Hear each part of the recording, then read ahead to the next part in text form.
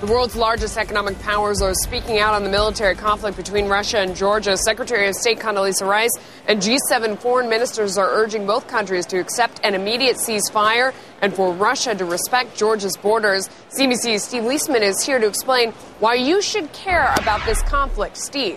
Well, you know, Melissa, if the thing were to end tomorrow, we'd all be very happy. But there's potential fallout from this that has huge geopolitical implications and as well serious oil implications. Let's talk first about where we're talking about here. Here's Russia up here to the north, Georgia in the center, Turkey, a member of NATO, a big U.S. ally here, and the very volatile region of Armenia down here as well. The area in question here is South Ossetia. There's a piece up here called North Ossetia, which is inside of Russia. The idea being that this has been an autonomous republic of Georgia within Georgia. The world powers recognize this as part of Georgia. Russia would like this to be either part of Russia or at least not part of Georgia. And the idea being, we've heard conflict has spread to places like Gori, by the way, the birthplace of Stalin, and other places within Georgia. The key here is the pipeline, among other things, that runs from the eastern part of the country down here south of Tbilisi into Turkey, bringing about 1 million barrels a day of production from the Caspian Sea down into Turkey.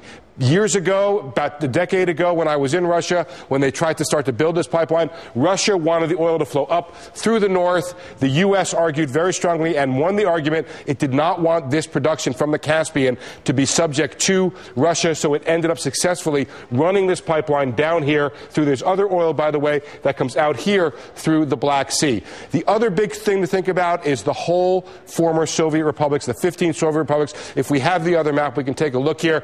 Kazakhstan here, the largest by area there. Turkmenistan, Azerbaijan, 15, all the way up to here. The key areas there. Now, the United States has pursued a policy over the last decade, or 2 decades since the fall of the Soviet Union, that it wants these republics to be independent. President or Prime Minister Vladimir Putin has called the dissolution of the Soviet Empire and the Soviet republics the greatest catastrophe of the 20th century. So the former KGB colonel had talked favorably in the past about putting these back together. Georgia is saying that what Russia is doing right now is trying to reconquer Georgia right now. That's been the rhetoric out of Georgia. Whether or not that's the truth for Soviet policy is unclear, Melissa. All right, Steve, thank you so much. Sure. Stick around, because I also want to bring in today's contributor, Andy Bush. Andy, let me start with, has Russia gone beyond the logical stopping point here, and what do you think is the implication of that? You know, Steve is saying that some in Georgia are saying they're trying to retake that territory. Is that what your takeaway? Well, it certainly looks, with the second incursion that they've done today, it certainly looks like they're going beyond just the region in question. It was great to have Steve talk about this, because Steve traveled through Russia in the 1990s during the Yeltsin regime, and that comment he made very specifically tells you everything you need to know about that pipeline, that the U.S. got that to flow around Russia, so it would provide, flow, to the Turkey, so that you could get around them, so you wouldn't have to deal with them.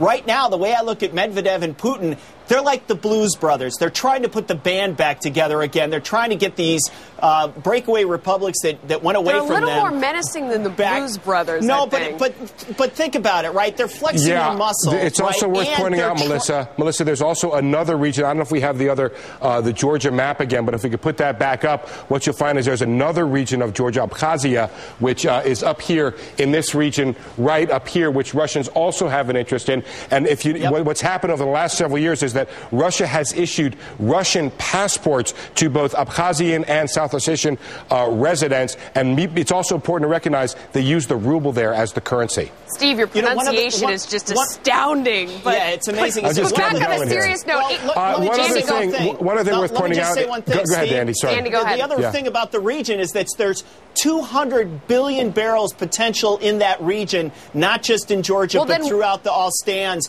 And that's really, I think, what Russia's ultimate goals are. Well, that brings you back to the key question. Why have we not seen, we saw oil run up $2 overnight. I know some shipments have been suspended from Caspian producers. Why have we not seen oil move on this more, do you think, Andy?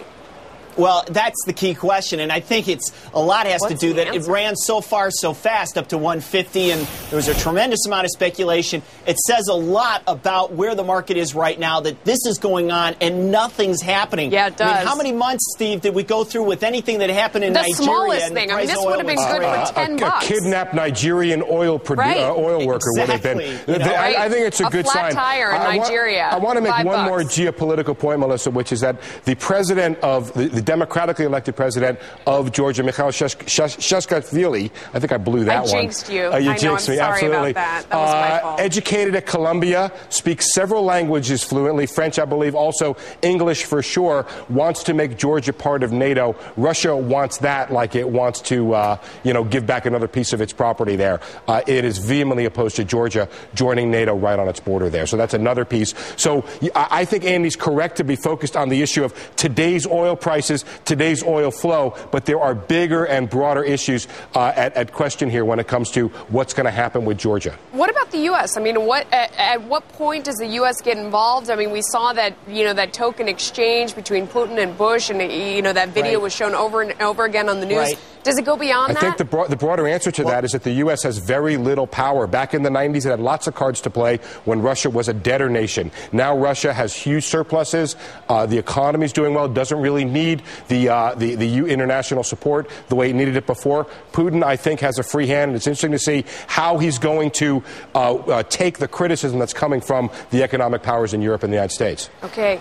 Gentlemen, very interesting discussion. Go ahead, Andy, real quick. One thing I would add, this is a huge negative for Europe. I mean, Europe just shifted a lot of foreign direct investment into Russia. Not that would necessarily lose a tremendous amount of value, but the ability of the Russians to control energy into Europe is a very dangerous situation. And we already saw that when they cut off the natural gas and oil flow about two winters ago. So they're in play. And I'm just, I'm so surprised that they're not speaking out more heavily. I know the French are a little bit involved, but I mean, because they get all their natural gas from there, Andy, because all the natural gas that comes here, Europe has to walk very, very carefully in this conflict. All right, guys, we've got to leave it there. Thanks to both of you.